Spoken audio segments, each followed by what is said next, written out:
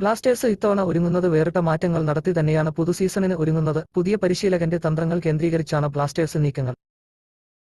യുവതാരങ്ങൾക്ക് കൂടുതൽ അവസരം കൊടുക്കുന്ന കോച്ചാണ് സ്റ്റാറെ. അതുകൊണ്ട് മികച്ച ഇന്ത്യൻ യുവതാരങ്ങളെ ലക്ഷ്യമിട്ടാണ് ബ്ലാസ്റ്റേഴ്സ് ട്രാൻസ്ഫർ വാർത്തകൾ.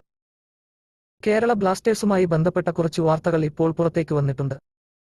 അതിലൊന്ന് കേരള ബ്ലാസ്റ്റേഴ്സിന്റെ അക്കാദമി താരമായ ഷിജാസ് ടിബിയെ ബ്ലാസ്റ്റേഴ്സ് കൈവിട്ട് എന്നുള്ളതാണ്. 20 വയസ്സ് മാത്രമുള്ള ഈ താരം സ്ട്രൈക്കർ പൊസിഷനിലാണ് കളിക്കുന്നത്. അദ്ദേഹത്തെ ഈസ്റ്റ് ബംഗാളാണ് സ്വന്തമാക്കിയിട്ടുള്ളത്.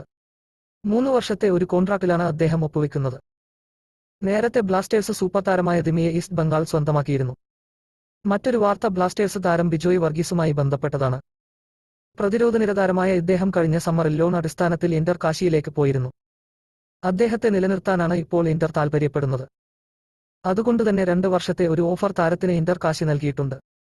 ബിജോയ് അവിടെ തന്നെ തുടരാനാണ് സാധ്യത. ഡിഫൻഡറായ ജഗന്നാഥ് ജയനെ കേരള ബ്ലാസ്റ്റേഴ്സ് സൈൻ ചെയ്തു എന്നാണ് അറിയാൻ സാധിക്കുന്നത്. ഒരുപക്ഷേ ഇദ്ദേഹം ബ്ലാസ്റ്റേഴ്സിന്റെ റിസർവ് ടീമിന്റെ ഭാഗമാവുകയാണ് ചെയ്യുക. ഏതായാലും ഇക്കാര്യങ്ങളിലൊക്കെ ഒഫീഷ്യൽ സ്ഥിരീകരണങ്ങൾ വരേണ്ടതുണ്ട്.